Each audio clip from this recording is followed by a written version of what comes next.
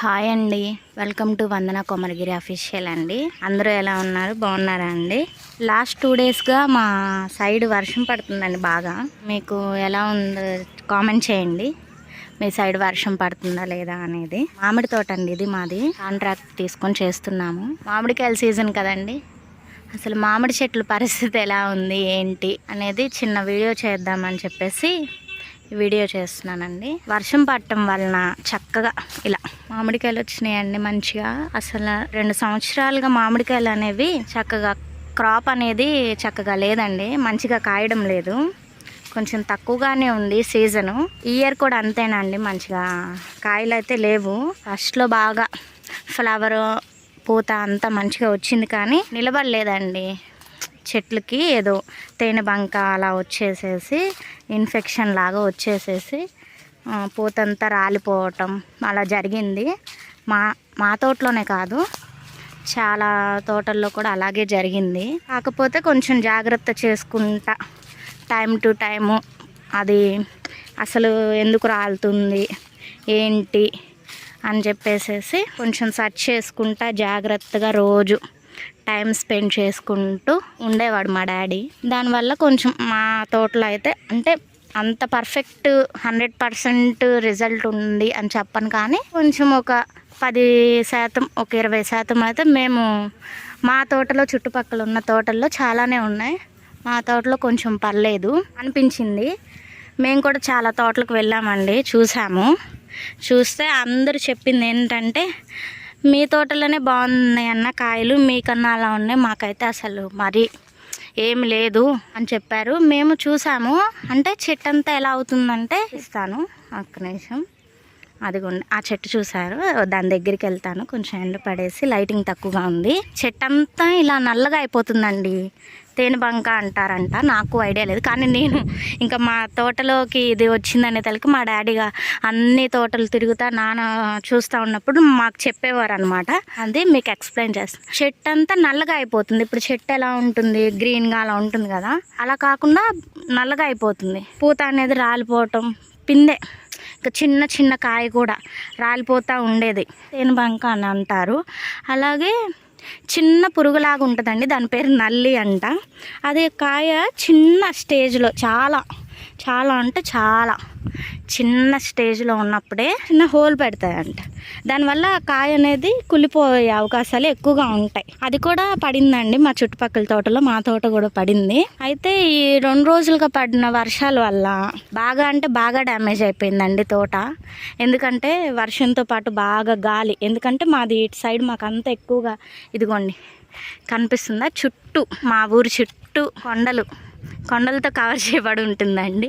ఒక కవచం లాగా మ్యాక్సిమం చుట్టూ మాకు కొండలు ఉంటాయండి. గాలికి చెట్టు బాగా ఊగిపోతూ ఉంటుంది కాబట్టి దాని ఎఫెక్ట్ ఎలా ఉంటుందంటే ఒక రైతుకి కింద మీరు చూస్తున్నారా,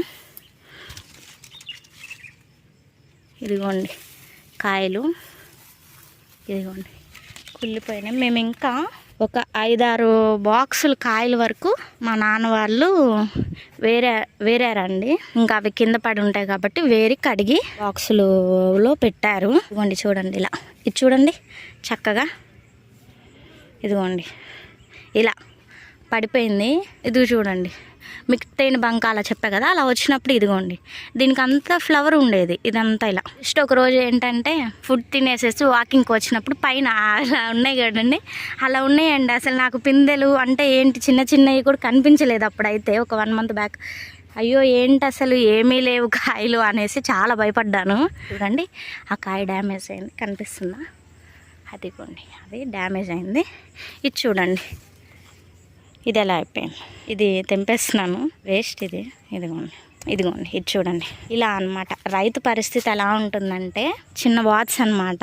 కొంచెం మోటివేషనల్గా కూడా చెప్తాను. సంవత్సరంగా మా డాడీ ఈ చేన్లోనే స్పెండ్ చేస్తున్నారండి, ఈ తోటలో.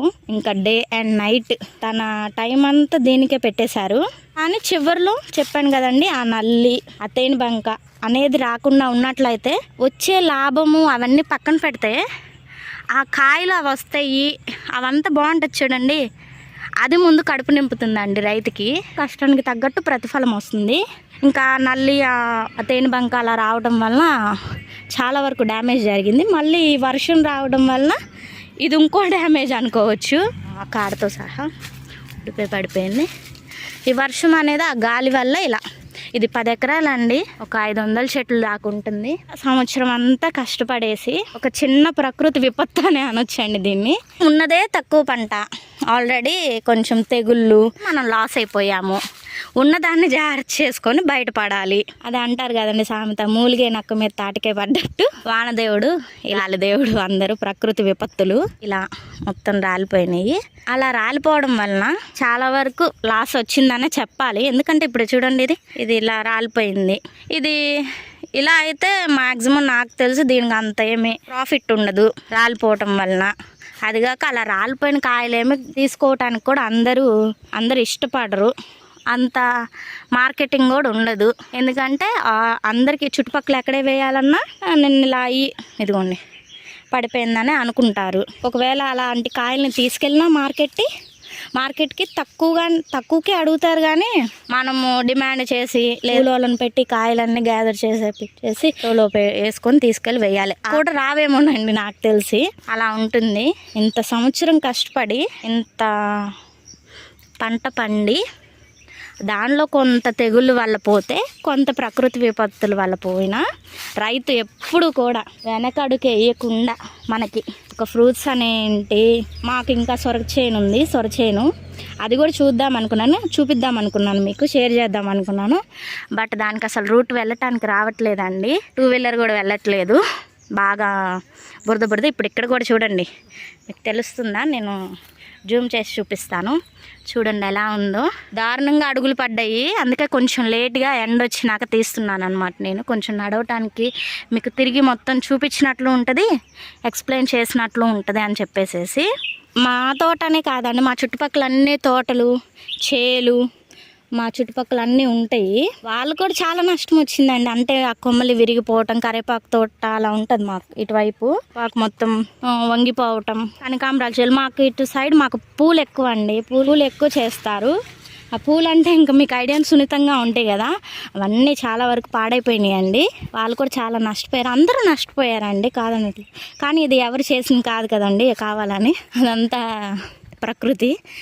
మనం ప్రకృతి ఏమి ఇచ్చినా సరే ఆనందంగా తీసుకోవాలి. ఎందుకంటే పీల్చే గాలి మొత్తం ప్రకృతి నుండి వచ్చేదే కాబట్టి ఇలాంటివి కూడా మనం స్వీకరించాలి.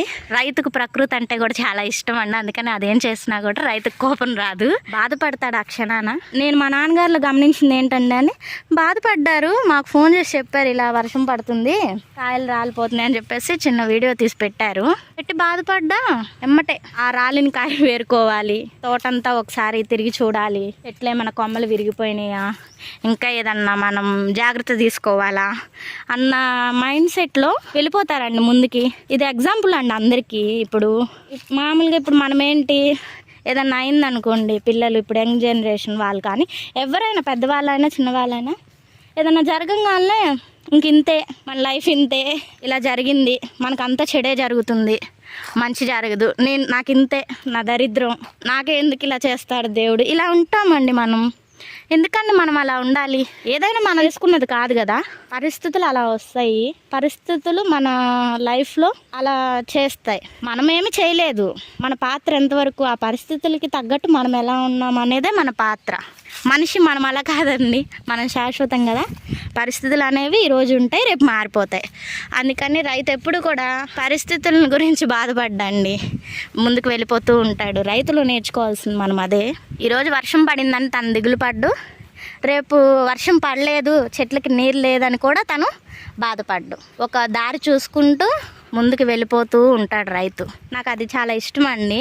ఏదైనా పరిస్థితి వచ్చిందని చెప్పేసి మనం నిలబడిపోయే కన్నా మూవ్ ఆన్ అయిపోతూ ఉంటే, ముందుకు వెళ్ళిపోతూ ఉంటే మనకి ఏదో ఒక దారి దొరుకుతుంది. అక్కడ ఆగిపోయామనుకోండి, ప్రయాణం కూడా ముందుకు వెళ్ళదు. అదే ముందుకు వెళ్తూ ఉన్నామనుకోండి, ప్రయాణము సాగుతుంది, అడుగులు ముందుకి పడతాయి, ఏమో సమయానికి చేరుతామేమో చెప్పలేం కదా అని నాకు అనిపించిందండి. అదొకటి.